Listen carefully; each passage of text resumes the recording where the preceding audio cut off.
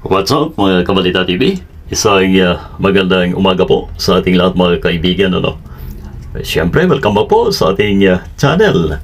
Inyo po bang naalala yung ating naunang in-upload na isang Panasonic na TV mga kaibigan, at ang sira po ay itong backlight mga kaibigan. At unfortunately ay napalitan po natin ang backlight mga Kabalita. Subalit ito po ang nangyari mga kaibigan. Wala po siyang supply papunta sa ating topboard, papunta doon sa ating LCD or sa panel po natin mga kaibigan, which is referring doon sa ating 12 volts mga Kabalita. So hindi po magkakaroon ng display ang ating screen pagka ganito wala pong supply papunta doon sa ating mga clock signal mga kaibigan. Yan po ang mag-spread ng voltahe na yan papunta doon sa mga clocking signal po natin sa ating topboard mga Kabalita.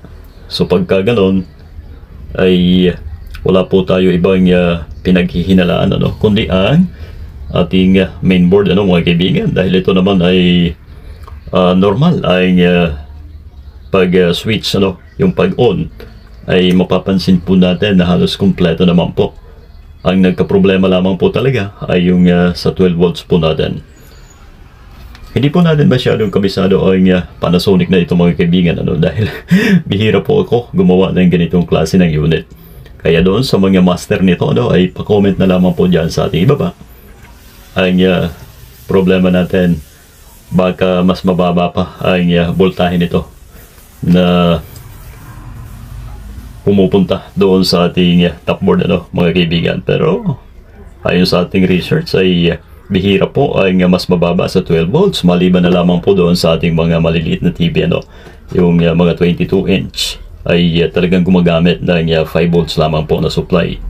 Pero ito ay maring parehas po ng mga TV na ordinary din ang gamit na 12 volts mga kaibigan.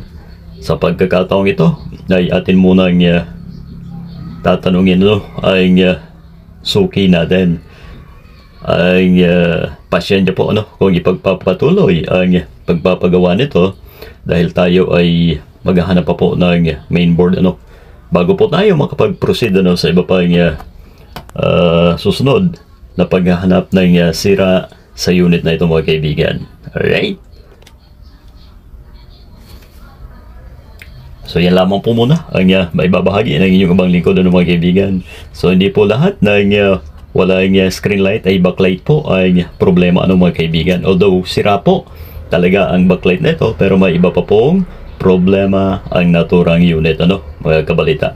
So maraming salamat po sa inyong patuloy na pagsubaybay sa ating mga ina-upload na video dito lamang po sa ating channel mga kaibigan, mapa Facebook man o sa ating YouTube channel. Thank you so much po sa inyong lahat.